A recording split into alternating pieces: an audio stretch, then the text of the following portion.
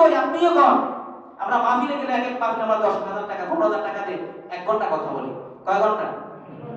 1 ঘন্টা কথা বলে আমাদেরকে 15,000 টাকা দেয়, 10,000 টাকা দেয়। তখন চিন্তা করি, হায় রে, আজকে 1 ঘন্টা আমি কথা বলে আমার 15,000 টাকা দিছি, আর একটা মাস চাকরি করে 10,000 টাকা পাই। বুঝেন নাই? চিন্তা করি, আরে যে তোর 5,000 টাকা পায় ওই বেচারা কি অবস্থা। আমি গত সপ্তাহে একসাথে একটা মাহফিল করছি, আমার অনেক টাকা দিছে, যেটা আমার চিন্তার বাইরে দিছে আমার। তখন এই টাকা নিয়ে চিন্তা করলাম, আরে আমার 2 মাসের বেতন। কয় মাসের? 2 মাসের বেতন। বসছি, জিকির করছি 10 মিনিট, খুতবা করছি 5 মিনিট, 15 মিনিট শেষ, আর 35 মিনিট ওয়াজ করছি। চিন্তা করি, আরে যে মানুষ যাবে 5,000 টাকা বেতন পায়, ওর কি অবস্থা হবে।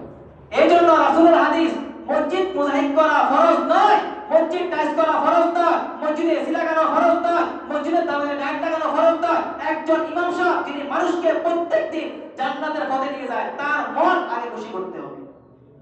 ঘুম যায় কথা কয়, আপনাদেরকে জান্নাতে কে নিয়ে যায়? আমার বাবাই? আমার দাদাই? কে?